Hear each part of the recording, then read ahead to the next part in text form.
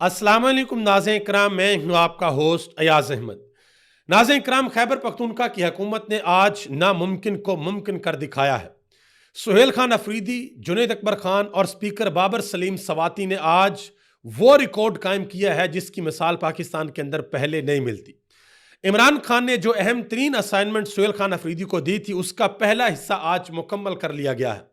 खैबर पख्तूनख्वा के अंदर आज अमन जिरगा हुआ है और जिस तरीके से इस अमन जिरगे के इंतजामात किए गए हैं, जिस तरीके से लोगों को बुलाया गया है, जिस तरीके से लोगों को सुना गया है और आखिर में जिस तरीके से वफाकी हुकूमत को और अदारों को खुले तरीके से यह कहा गया है कि अगर आपको पाकिस्तान तरीके इंसाफ से कोई मसला है, अगर आप हमारी बात नहीं मानना चाहते तो जो बाकी सियासी जमातें हैं उनके ऊपर मुश्तमिल एक कमेटी बना दें, पाकिस्तान तरीके इंसाफ की हुकूमत उसके ऊपर मनो अन अमल करेगी।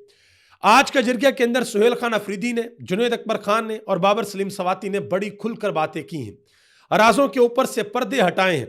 उन्होंने बताया है कि ऑपरेशंस के अंदर हमारा कितना नुकसान होता है, हमारी कितनी जानें जा चुकी हैं, हमारे सूबे के लिए यह कितना बड़ा मसला है।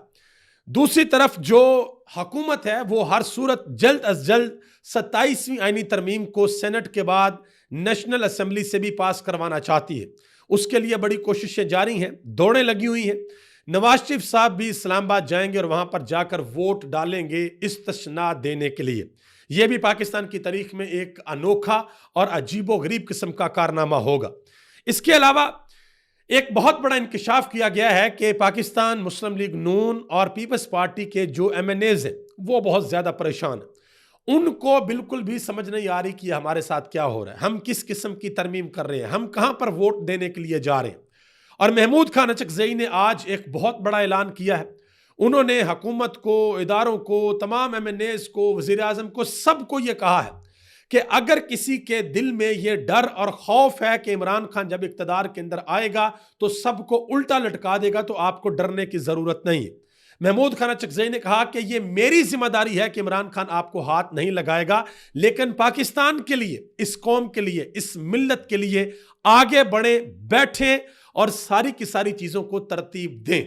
आखिर में एक बहुत बड़ा इंकशाफ है, उसकी तफसीलात भी आपके सामने रखता हूं। आपको याद होगा कि जिस दिन सेनेट के अंदर इजलास हो रहा था, 27वीं तरमीम की वोटिंग हो रही थी, तो खबर आई थी कि पाकिस्तान मुस्लिम लीग नून के सीनियर तरीन रहनुमा सेनेटर इरफान सदीकी वो अपने खालिक हकीकी से जा मिले हैं। बाद में कहा गया कि नहीं, ऐसी बात नहीं है, वो भी वेंटिलेटर के ऊपर हैं, ये झूठी खबरें हैं। लेकिन अब जो है वो सच्चाई सामने आ चुकी है, क्योंकि सच्चाई ज्यादा देर तक छुपी रहती नहीं। अब यह पता चल गया है कि किस तरीके से उनकी वफात की खबर को छुपाया गया था, वो भी आपके सामने रखता हूं। आगे बढ़ने से कबल गुजारिश करूंगा कि वीडियो को लाइक करके चैनल को सब्सक्राइब कर दें ताकि ये इंफॉर्मेशन का सिलसिला आप लोगों तक पहुंचता रहे। नाज़रीन किराम, सबसे पहले खैबर पख्तूनख्वा की असेंबली के अंदर आज जो अमन जिरगा हुआ उसकी तफसीलात आपके सामने रखता हूं। सुहेल खान अफरीदी ने और खैबर पख्तूनख्वा की हुकूमत ने बड़े जबरदस्त तरीके से यह अमन जिरगा करवाया है और यह उनकी बहुत बड़ी अचीवमेंट है। देखें, किसी जगह पर आपने जलसा करना है, किसी जगह पर आपने रैली निकालनी है, किसी जगह पर जाकर आपने धरना देना है, ये और बातें होती हैं, इसमें आपकी अपनी जमात होती है। लेकिन आपने कोई ऐसा काम करना है जिसमें आपने अपने सूबे की तमाम पॉलिटिकल पार्टीज को ऑन बोर्ड लेना है। आपने अपने साथ अपने सूबे के गवर्नर को बैठाना है, आपने अपने साथ उस असेंबली के ऑपोजिशन लीडर को बैठाना है जिसका ताल्लुक दूसरी पार्टी से है। इसके लिए बहुत बड़ा ज़र्फ चाहिए। ये जो खैबर पख्तूनख्वा असेंबली के अंदर जो बैनर लगा हुआ था उसमें आप देख लें, उसमें सुहेल खान अफरीदी हैं, जुनैद अकबर खान है, स्पीकर बाबर सलीम सवाती हैं और जो गवर्नर है फैसल करीम कुंडी वो भी हैं, और अब्दुल्ला गुल जिनका तल्लक नून लीग से अपोजिशन लीडर है वो भी यहां पर मौजूद है, सुरैया बीबी भी यहां पर मौजूद है। तो ये खैबर पख्तूनख्वा की असेंबली से वाज़ह तौर पर पैगाम दिया गया है कि अमन के लिए हमें सियासत से बालातर होकर सोचना पड़ेगा। खैबर पख्तूनख्वा के लोगों की जिंदगियों की आसानी के लिए, उनकी सिक्योरिटी के लिए, उनके तहफ़्फ़ुज़ के लिए हमें बाहर निकलकर सोचना पड़ेगा। हमें यह अपने दिल के अंदर नहीं रखना चाहिए कि मेरा तल्लक तहरीक इंसाफ से है, मैं पीपल्स पार्टी से हूँ, मैं नून लीग से हूँ, मैं ANP से हूँ, मैं मौलाना फजल रहमान की जमात से हूँ, मैं जमात इस्लामी से हूँ। इसी चीज को लेकर, इसी चीज के पेश नजर खैबर पख्तूनख्वा की हुकूमत ने बड़े इज्जत और इकराम से सबको दावत दी, सबको बुलाया और कम व बेश सारे के सारे लोग आए, सबको गार्ड ऑफ ऑनर दिया और सबके सामने खोल कर सारी की सारी चीजें रखी हैं। वो तफसीलात अब मैं आपके सामने रखने के लिए जा रहा हूं। हामिद मीर साहब ने इस जरगे के हवाले से एक ट्वीट किया है इंतहाई अहम, वो भी वहां पर मौजूद थे। उन्होंने कहा कि खैबर पख्तूनख्वा असेंबली में ऑल पार्टीज अमन जरगे के इनेकाद पर स्पीकर बाबर सलीम सवाती और वज़ीर आला सुहेल अफरीदी मुबारकबाद के मुस्तहिक है, क्योंकि हाल में और स्टेज पर अमन की खातर PMLN, पाकिस्तान तहरीक इंसाफ और पीपल्स पार्टी समेत सब एक साथ बैठे थे। जो स्टेज सेक्रेटरी थे शाहजहां यूसुफ, उनका तल्लक पाकिस्तान मुस्लिम लीग नून से था और यह उम्मीद की नई किरण है। अब आप अंदाजा लगाएं कि खैबर पख्तूनख्वा की वहां पर हुकूमत है, वो वहां पर कुछ भी कर सकते हैं। जैसे पंजाब की हुकूमत यहां पर अपनी मनमर्जी करती है, वहां पर खैबर पख्तूनख्वा की हुकूमत इनको गले लगाती है। और यहां पर क्या होता है वो आपके सामने है। जब से 2024 के इलेक्शन हुए हैं तब से लेकर आप आज तक कभी आपने सुना है कि खैबर पख्तूनख्वा के अंदर नून लीग के लोगों को उठा लिया गया है? खैबर पख्तूनख्वा के अंदर नून लीग के लोगों के घरों के ऊपर रेड्स हुए हैं? खैबर पख्तूनख्वा के अंदर नून लीग के लोगों को जलसा करने की इजाजत नहीं दी? खैबर पख्तूनख्वा के अंदर नून लीग या पीपल्स पार्टी के लोगों को रैली निकालने की इजाजत नहीं दी, या उनको किसी किस्म की कोई पॉलिटिकल एक्टिविटी करने की इजाजत नहीं है? आपने जो यह खबर सुनी, बिल्कुल भी यह खबर हमने नहीं सुनी, क्योंकि ऐसा हुआ ही नहीं। खैबर पख्तूनख्वा की हुकूमत ने वाज़ेह तौर पर, अली अमीन गंडापुर ने भी और सुहेल अफरीदी ने भी, यही इनकी पॉलिसी है कि भाई अगर किसी ने कोई पॉलिटिकल पावर शो करना है तो वो आराम से करें, हम फैसिलिटेट करेंगे, हम सहूलत देंगे आपको, हम आपके ऊपर शेलिंग नहीं करेंगे, हम रास्ते नहीं बंद करेंगे, हम पुलिस आगे खड़ी नहीं करेंगे, बल्कि हम कोई भी ऐसा काम जो कि जमहूरी अमल है और पुरअमन है, हम उसके साथ खड़े होंगे, हम उसके खिलाफ खड़े नहीं होंगे। उम्मीद है कि वफाकी हुकूमत भी इससे कुछ सीखेगी। उम्मीद है कि जो पंजाब की हुकूमत है, सिंध की हुकूमत है, बलूचिस्तान की हुकूमत है, वो भी इस पुरअमन एक्टिविटी से कुछ ना कुछ जरूर सीखेगी। अब जरा आगे आ जाए कि इस अमन जरगे के अंदर क्या क्या बातें हुई हैं। बड़ी अहम बातें हुई हैं। स्पीकर बाबर सलीम सवाती ने सबसे पहले गुफ्तगू की। उन्होंने कहा कि हम आज खैबर पख्तूनख्वा के बशिंदों की हैसियत से अल्लाह के नामों के नीचे और खातमुन नबीयीन सल्लल्लाहु अलैहि वसल्लम के साए में बैठे हैं। जो असेंबली है, असेंबली का जो सामने फ्रंट बोर्ड है, वहां पर ये हदीस शरीफ लिखी हुई है, नबी पाक सल्लल्लाहु अलैहि वसल्लम अल्लाह के आखिरी नबी। तो उन्होंने कहा कि हम खातमुन नबीयीन सल्लल्लाहु अलैहि वसल्लम के नीचे बैठे हैं। मजीद कहा कि 2002 में खैबर पख्तूनख्वा में ऑपरेशंस की लॉन्चिंग हुई, 20 बड़े और हज़ारों छोटे ऑपरेशन हुए। हमारे 5 बड़े जर्नलों की क़यादत में फौज ऑपरेशन कर रही है, लेकिन सवाल पैदा ये होता है कि आज तक अमन कायम क्यों नहीं हुआ। फिर उन्होंने कहा कि 23 साल हो गए हैं, हमारे लोग शहीद हो रहे हैं, हमारे बच्चे शहीद हो रहे हैं, हम इंटरनल IDPs बन रहे हैं। 2006 के लोग, 2008 के लोग आज तक घर बार छोड़कर बैठे हैं। इसीलिए हमने असेंबली की सिक्योरिटी कमेटी बनाई और रास्ता तलाश करने की कोशिश की। उन्होंने यह भी कहा कि तबाही का अंदाजा लगाएं तो तबाही बहुत बड़ी है, हमारे खैबर पख्तूनख्वा का पैसा बहुत ज्यादा लग रहा। उन्होंने कहा कि सिर्फ बाजोड़ एक जिला, उसकी हालत यह है कि उसकी डिस्प्लेसमेंट पर खैबर पख्तूनख्वा हुकूमत का 2.5 अरब रुपया लग चुका है। ये बातें की हैं स्पीकर बाबर सलीम सवाती ने। उन्होंने यह भी कहा कि मैंने और वज़ीर आला सुहेल खान अफरीदी ने और गवर्नर ने और अपोजिशन लीडर ने, हम 4 लोगों ने यह फैसला पहले दिन ही कर लिया था कि इस मामले के ऊपर कोई सियासी पॉइंट स्कोरिंग नहीं होगी। हमने अकाबरीन की राय, हम अपने अकाबरीन की राय से आगे बढ़ेंगे, यह उन्होंने वाज़ेह तौर पर कहा। जुनैद अकबर खान वो जब आए असेंबली के अंदर तो उन्होंने मीडिया से गुफ्तगू की। उन्होंने कहा कि आज का जरगा बहुत अहम है, हमने 20 सियासी जमातों को दावत दी थी, जिसे तमाम की तमाम सियासी जमातों ने कबूल किया और शिरकत यकीनी बनाई। मैं सबका बहुत ज़्यादा शुक्रगुजार हूँ। जब वो असेंबली के अंदर आए, जब उन्होंने ये बातें, जब उन्होंने अपना खिताब शुरू किया तो उन्होंने कहा कि इतनी बड़ी सरगर्मी हमें ये देखने को मिली है। उन्होंने कहा कि स्पीकर साहब और वज़ीर आला और तमाम सियासी जमातों का मशकूर हूँ, उम्मीद है कि इस सिलसिले में हमें अच्छी खबर देखने को मिलेगी। उसके बाद जुनैद अकबर खान ने कहा कि यह जो कहा जाता है कि पाकिस्तान तहरीक इंसाफ की हुकूमत या इमरान खान जो है वो अफगानिस्तान से लोगों को वापस लाए थे, उन्होंने कहा कि यह फैसला सियासतदानों का नहीं था, बल्कि इन कैमरा ब्रीफिंग के अंदर आर्मी चीफ और DG ISI ने कहा था कि वो लोग जो है वो हमारे बच्चे हैं, हमने उनको वापस लाना है, अफगानिस्तान के पास उनको संभालने की काबिलियत नहीं है। उन्होंने कहा कि आर्मी चीफ वज़ीर आज़म का सिक्योरिटी एडवाइज़र होता है और वज़ीर आज़म ने उसकी बात मानना होती है। उन्होंने कहा कि जिस वक्त ये सारा कुछ कहा गया उस वक्त हमारी हुकूमत थी, लेकिन बाद में हमारी हुकूमत चली गई और बाद में दूसरी हुकूमत आई। उन्होंने कहा कि मैं दूसरी हुकूमत के ऊपर भी इल्ज़ाम नहीं लगाता। उन्होंने कहा कि यह सारा का सारा जो है वो पाकिस्तान की रियासत ने किया। मजीद कहा कि पाकिस्तान में जिस वक्त इंडस्ट्री लग रही थी खैबर पख्तूनख्वा में, उस वक्त जहादी भर्ती किए जा रहे थे। उन्होंने यह भी कहा कि वहां पर जाकर जो लोगों के साथ मुज़ाकरात किए थे वो सियासी जमातों ने नहीं किए थे, बल्कि कोर कमांडर ने लोगों को भेजा था। उन्होंने कहा कि हमारे हज़ारों शोहदा हैं जिनको ना तो झंडा मिलता है और ना ही उनको शहीद कहा जाता है और ना ही उनको किसी किस्म का कोई पैकेज मिलता है। उन्होंने यह भी कहा कि मेरी जो तारीख पैदाइश है वो 1976 की है। मैं जब से पैदा हुआ हूं सूबे में धमाके सुन रहा हूं। बदकिस्मती से खैबर पख्तूनख्वा में जो भी हो रहा है इसमें सियासी जमातों का लेना देना नहीं है। जर्नैलों के 50 साल कबल अफगान जंग में जाने के फैसलों के नुकसानात हम भुगत रहे हैं।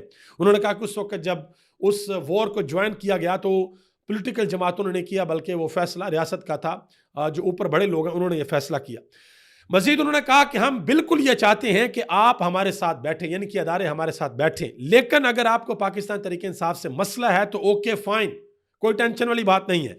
आप सारी सियासी जमातों के स्टेक होल्डर्स की कमेटी बनाकर बैठ जाएं और फैसला कर लें। हमारा वादा है कि खैबर पख्तूनख्वा की हुकूमत मन्नो अन उसके ऊपर अमल दरामद करेगी, लेकिन वो लोग सियासी लोग होने चाहिए, वो सियासी स्टेक होल्डर होने चाहिए। इसके बाद फिर सुहेल खान अफरीदी ने बड़ी अहम बातें की। उन्होंने कहा कि आज आपकी कोशिश से, आपकी मरहून मिन्नत से आप सब ने अपना किरदार अदा किया है। मैं आप सबको खराज तहसीन पेश करता हूं, सब शुरका को। उन्होंने कहा कि दहशतगर्दी का नसूर पिछले 20 साल से यहां पर है। उन्होंने कहा कि 20 साल से ज्यादा अरसा हो गया है हमारे सूबे को यह नसूर खा रहा है और अब मैं तवक्को रखता हूं कि हम आज इसका कोई हल निकालने के अंदर कामयाब होंगे। उन्होंने कहा कि तरीके इंसाफ जो हल बताती है, अगर वो आपको या किसी को कबूल नहीं हो सकता तो मैं ये चाहता हूं कि इस जिरगे में बैठे सब लोग हमें हल बताएं। खैबर पख्तूनख्वा की हुकूमत आपका मुकम्मल साथ देगी। उन्होंने यह भी कहा कि हम अमन की बात करते हैं, कुछ लोगों को बदकिस्मती से वो बुरी लगती है। अमन दहशतगर्दी के खात्मे से होगा। उन्होंने कहा कि दहशतगर्दी का खात्मा बंद कमरों के फैसले की वजह से नहीं हो रहा, पॉलिसी शिफ्ट की जाए। अक्लमंद लोग सियासतदानों को भी अक्लमंद समझकर मुशावरत और फैसला साजी के अंदर शामिल करें और बंद कमरों से बाहर निकलें। उन्होंने कहा कि सियासी लोगों को साथ बिठाकर पॉलिसी बनाया जाए जिस पर अमल दरामद होगा तो हल भी निकलेगा और सबको काबिल कबूल होगा। वो पॉलिसी ना बनाई जाए जिसके 3 साल बाद हमें यह बताया जाए कि जी दहशतगर्द सर उठा रहे हैं। उन्होंने कहा कि वो पॉलिसी बनाया जाए जिससे हमेशा के लिए यह दहशतगर्दी खत्म हो। उन्होंने यह भी कहा कि खैबर पख्तूनख्वा के साथ सौतेली मां जैसा सलूक हो रहा है। सिंध को रेवेन्यू शेयरिंग की मद में 2.5% मिल रहा है, पंजाब को 2.3% मिल रहा है, लेकिन खैबर पख्तूनख्वा जिसने 80,000 से जायद जाने कुर्बान की, अपना इंफ्रास्ट्रक्चर तबाह किया, उसे सिर्फ 1% मिल रहा है। उन्होंने कहा कि इसके ऊपर भी उनको तकलीफ हो रही है। मजीद उन्होंने कहा कि खैबर पख्तूनख्वा का NFC के तहत फाटा के इंजमाम के बाद जो शेयर है वो 19.6% हिस्सा बनता है, जो कि तकरीबन 400 अरब से जायद है, वो भी हमें नहीं दिया जा रहा। और फाटा का सालाना 100 अरब रुपया भी देना था, उसकी मद में 500 अरब रुपये बकाया जात हैं। फाटा का सियासी इंतजाम किया गया, मुआशी इंतजाम नहीं किया गया। ये हमारे बकाया जात हैं, ये हमारे बकाया जात नहीं दिए जा रहे। उन्होंने कहा कि नेट हाइड्रल प्रॉफिट के तहत वफाक खैबर पख्तूनख्वा का 2,200 अरब रुपए का मकरूज है। खैबर पख्तूनख्वा का पाकिस्तान को फायदा ही फायदा है। खैबर पख्तूनख्वा पाकिस्तान को बिजली भी देता है, गैस भी देता है, तेल भी देता है। इसके बावजूद खैबर पख्तूनख्वा के 2,200 अरब रुपए नहीं दिया जा रहे। ऑपोजिशन वफाक में खैबर पख्तूनख्वा का मुकदमा लड़े, हम आपके साथ हैं, ये उन्होंने बात की। सुहेल खान अफरीदी ने, असद कैसर ने कहा कि हम अफगानिस्तान से मुतालबा करते हैं कि पाकिस्तान के जो मसाइल उनकी वजह से हैं उनका वो हल करें और पाकिस्तान हुकूमत से मुतालबा करते हैं कि वो भी मामलात को डिप्लोमेटिकल चैनल्स के जरिए हल करें। यह असद कैसर ने बात की। जो अपोजिशन लीडर हैं डॉक्टर आबाद, उन्होंने बड़ी अहम बात की। उन्होंने कहा कि खैबर पख्तूनख्वा अमन जिरगा के 2 मकासद हैं। पहला यह कि मौजूदा सूरत हाल की वजूहात क्या हैं और दूसरा यह कि इस मसले से निकलने का हल क्या है। तो ये एक बहुत अच्छी रवायत खैबर पख्तूनख्वा की हुकूमत ने डाली है कि भाई सबको साथ बिठाया है, सबकी बात सुनी है, सबको उन्होंने स्टेक होल्डर बनाया। ये नहीं कि भाई तरीके इंसाफ की हुकूमत है तो यहाँ पर नून लीग का बंदा ही नजर नहीं आएगा, यहाँ पे पीपल्स पार्टी का बंदा ही नजर नहीं आएगा। उन्होंने सबको साथ बिठाया है, साबिक वज़ीर आला को बुलाया है, अपने अमायदीन को बुलाया है। बहुत बड़ा ये अमन जिरगा जो है वो खैबर पख्तूनख्वा की हुकूमत की तरफ से किया गया। यकीनन इमरान खान को जब इस बारे में बताया जाएगा तो इमरान खान जो है बड़े खुश होंगे और सुहेल खान अफरीदी को, जुनैद अकबर खान को, जो जितने भी मुंतज़मीन हैं उनको वो शाबाश देंगे। आगे आ जाए जी। कौमी असम्बली के अंदर हुकूमत की बहुत कोशिश है कि जल्द अज जल्द जो है वो वोटिंग का जो मरहला है उसको मुकम्मल किया जाए। बैरिस्टर गौहर अली खान ने कहा जी हम इस तरमीम में वोटिंग का हिस्सा नहीं बनेंगे, हम वॉकआउट भी करेंगे, एहतजाज भी करेंगे और हम अपनी तकरीर भी करेंगे। अब मियां मोहम्मद नवाज शरीफ साहब भी तशरीफ़ लाएंगे, वो भी वोट देंगे माशाल्लाह। जिस पीपल्स पार्टी के बारे में कहा करते थे कि जी इनके पेट शेट फाड़ेंगे, इनको लाहौर और लाड़काना की सड़कों पे घसीटेंगे, आज उन्हीं के साथ जप्पियाँ पप्पियाँ करके आईनी तरमीम हो रही है जिसमें इस्तिस्ना दिया जा रहा है। वैसे तो मियाँ साहब कहीं नज़र नहीं आते, लेकिन जब कभी आईनी तरमीम होती है तो माशाल्लाह आते हैं और फिर आकर वोट डालते हैं। वो किसी ने सही कहा कि मियाँ साहब की सियासत इनके अपने लोगों ने तबाह बर्बाद कर दी है, वो बिल्कुल इर्रेलेवेंट हो चुके हैं। वो अब ऐसे आते हैं कि जैसे एक आम MNA होता है। आगे आ जाए जी, एक जो सीनियर साफ़ी हैं जाहिद गशकोरी, उन्होंने एक बहुत बड़ा इंकशाफ किया है। वो कहते हैं कि मैं 2007 से पार्लियामेंट को कवर कर रहा हूं, मेंबरान में कभी इतनी मायूसी, बेबसी और गुस्सा नहीं देखा। उन्होंने कहा कि मेंबरान हम रिपोर्टर से पूछते हैं कि इस 27वीं तरमीम में आवाम के लिए क्या रखा है। यहां पिछले 5 दिन में कम से कम 37 मेंबरान से मिला हूं, दर्जनों अफसरान, गैर मुल्की ऑब्जर्वर को मिलना हुआ। सब यही कहते हैं कि चंद इस मुल्क के बड़े अवाम से इतने दूर हो गए हैं जितने 2003 में जनरल मुशर्रफ। उन्होंने कहा कि जिन्होंने 17वीं तरमीम पास करवा के सारी ताकत अपने पास रख ली थी और फिर 7 साल बाद सदर की पार्लियामेंट को ख़त्म करने की ताकत को 18वीं तरमीम में उड़ा दिया गया था। उन्होंने कहा कि अब यहाँ पार्लियामान के ऐवानों में मेंबरान जिनका तल्लक तमाम जमातों से है, यही बहस करते हैं कि आखिर ताहयात इस्तिस्ना कितनी देर चलेगा। मेंबरान हैरान हैं, बेबस, मायूस और परेशान दिखाई देते हैं, लेकिन कोई सामने आकर बोलने को तैयार नहीं। एक खतून सेनेटर ने बताया कि यहां ऐसे लगता है कि कुछ बड़ा होने वाला है जिसका सबको इंतजार था। पाकिस्तान जिंदाबाद, ये जाहिद गशकोरी साहब ने ट्वीट किया। अब क्या बड़ा होने वाला है, कैसे बड़ा होने वाला है और कब बड़ा होने वाला है, ये अल्लाह रब्बुल इज्जत की जात जानती है कि आगे क्या मामला था। लेकिन एक चीज मैं आपको बता दूं, मैं आप लोगों को ना चीज समझा नहीं सकता, लेकिन ये मेरी ना अंदर से फीलिंग है। मैं एक चीज आपको बता दूं कि हर चीज अपनी इंतहा को पहुंच के खत्म हो जाती है, चाहे वो ताकत हो, चाहे वो गरूर हो, चाहे वो दौलत, जो भी हो, अपनी इंतहा को पहुंच के ना हर चीज खत्म हो जाया करती है। या यूं कह लीजिए कि जब चीजें अपनी इंतहा को पहुंचती हैं तो फिर उनका जवाल शुरू हो जाता है। और जो बड़ाई है वो सिर्फ अल्लाह रब्बुल इज्जत की जात के लिए और किसी के लिए नहीं। ये बड़ाई, ये तारीफें, ये सब उस मालिक यौमुद्दीन के लिए है जो पूरी कायनात का मालिक है।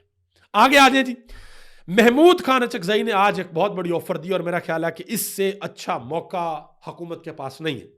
महमूद खान अचकजई ने कहा कि भाई अगर आपको ये मसला है ना, अगर आपको डर है, खौफ है, आपको तारिया के ऊपर खौफ इमरान खान का कि इमरान खान हुकूमत में आएगा तो लटका देगा, उल्टा में मुकदमात बनाएगा हमारे ऊपर, बदला लेगा हमसे, उन्होंने कहा ऐसा कुछ नहीं होगा।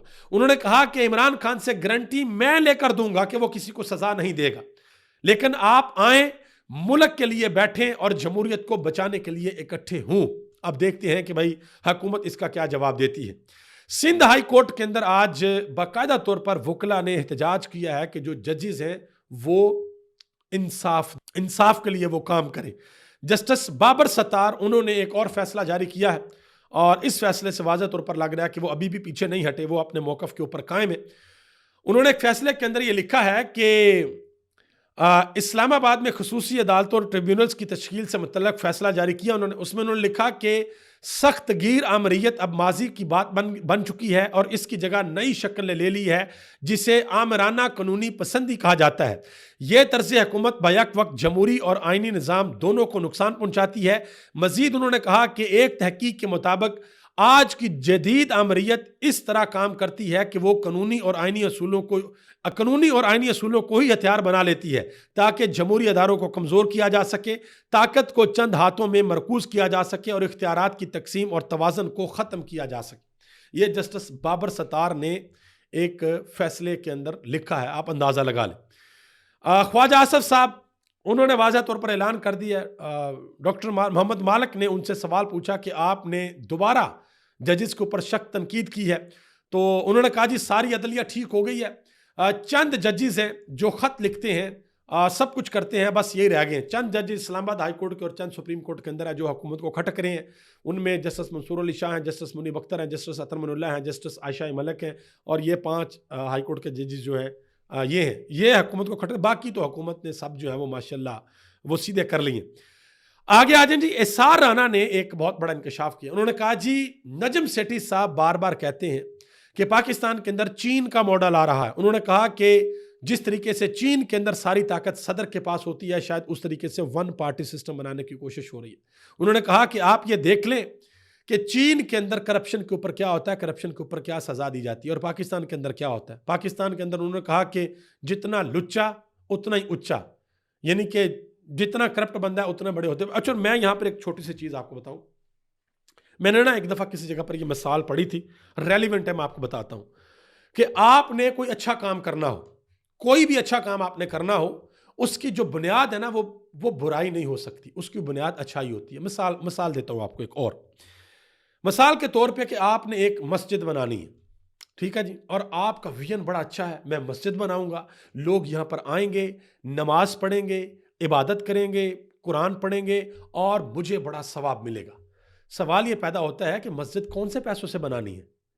क्या वो पैसे हक हलाल के हैं, या गरीबों के खून पसीने की कमाई लूटी हुई है, या आपने करप्शन से वो पैसे कमाए हैं, या आपने धोखाधड़ी से वो पैसे कमाए हैं, या आपने बड़े बड़े ठेकों से कमीशन निकाल के वो पैसे कमाए हैं जो कि 2 नंबरी का पैसा है, करप्शन का पैसा है, और उससे आपने मस्जिद बना दी है, या फ्री दस्तरखान जो है वो आपने खोल दिया है। तो ये बड़ी इंपॉर्टेंट बात है कि अगर आप एक काम करना चाहते हैं तो उसकी जो बेस है वो क्या है। वो बेस आपके लिए सोचना बड़ा जरूरी होती है कि वो क्या है। वन पार्टी सिस्टम बनाना है, मुल्क के अंदर सब कुछ ठीक करना है, बिल्कुल ठीक है, करना चाहिए, लेकिन किसके साथ करना है, किसके साथ मिलकर करना है। इमरान खान का सबसे बड़ा मसला क्या? इमरान खान क्या कहते हैं? इमरान खान ने आज तक कभी यह नहीं कहा कि मैं एस्टेब्लिशमेंट के साथ मिलकर नहीं चलूंगा। इमरान खान कहते हैं मैं तो बात ही एस्टेब्लिशमेंट के साथ करूंगा, मेरे तो मुज़ाकरात होंगे एस्टेब्लिशमेंट के साथ। इमरान खान का सबसे बड़ा मसला यह है कि भाई ये चोर क्यों, इन चोरों को लाकर इक्तदार क्यों दिया। इमरान खान का यह सबसे बड़ा मसला है, और इसी चीज के ऊपर इमरान खान अपने असूलों के ऊपर डटे हुए हैं कि इन चोरों को इक्तदार क्यों दिया गया है, कौम इनके साथ नहीं खड़ी, मैंडेट इनके पास नहीं है, तो फिर इनको कुर्सी के ऊपर क्यों बैठाया गया। आखिर में आ जाए जी, एक बहुत बड़ा इंकशाफ किया आजाद सैयद ने। उन्होंने कहा कि जिस दिन सेनेट के अंदर वोटिंग हो रही थी तो मैं सेनेट के अंदर था, तो मुझे वहां पर एक सेनेटर ने बताया कि इरफान सिद्दीकी साहब जो है वो अपने खालिक हकीकी से जा मिले, वो फोत हो गए। तो उन्होंने कहा कि मैंने उनको कहा कि ये आप क्या बात कर रहे हैं। उन्होंने कहा कि फिर मैंने इरफान सिद्दीकी के साहबजादे से बात की। उन्होंने कहा कि वो बहुत ज़्यादा अलील हैं, वो वेंटिलेटर पे हैं, उनको ऑक्सीजन लगी हुई है, ठीक है। तो उन्होंने कहा कि फिर तरमीम पास हो गई, और अगले दिन जब मैं गया तो मुझे वहाँ पर फिर उस साहब ने दोबारा बताया कि मैंने आपको कहा था ना कि वो तो अपने खाल के हकीकी से जा मिले हैं, और हमें यहाँ पर मना किया गया है कि आपने किसी को बताना नहीं है। तो आज़ाद सैयद ने कहा कि मैंने तो कहा कि मेरी तो उनके बेटे से बात हुई। तो आगे से उनको ये बताया गया कि उनके घर वालों को भी मना किया गया था कि खबर आपने नहीं देनी, क्योंकि अगर ये खबर बाहर आ जाती तो वो जो इजलास चल रहा था सेनेट का, वो इजलास मुलतवी करना पड़ता, क्योंकि अगर कोई सेनेटर फौत हो जाता है, वफात पा जाता है, तो इजलास को फिर ख़त्म करना पड़ता है या मुलतवी करना पड़ता है। तो ये हिसाब किताब है, और आप यकीन करें मौत हर किसी को आनी है, मौत बरहक है, किसी ने भी इस दुनिया के अंदर नहीं रहना। लेकिन मुझे बड़ा अफसोस हुआ कि मुस्लिम लीग नून का कोई भी बड़ा नाम इरफान सिद्दीकी के जनाजे के अंदर शरीक नहीं हुआ। ट्वीट वगैरह कर दिए लेकिन कोई भी बड़ा नाम नहीं आया। इरफान सिद्दीकी ने अपनी ज़िंदगी का बहुत बड़ा हिस्सा नवाज शरीफ को दिया है, उनकी तकरीरें लिखते रहे, सब कुछ उनके लिए करते रहे, उनके लिए गलत चीज़ों का दिफा भी करते रहे, लेकिन जब इस दुनिया से गए तो उनके साथ कोई खड़ा नहीं हुआ। अल्लाह ताला से दुआ है कि अल्लाह ताला मुझे, आपको, हम सबको जब हम इस दुनिया से जाएं, अल्लाह ताला हालत ईमान में हम इस दुनिया से लेकर जाए। आप सबका बहुत बहुत शुक्रिया। पाकिस्तान जिंदाबाद, पाकिस्तान के करोड़ों अवाम पाइंदाबाद।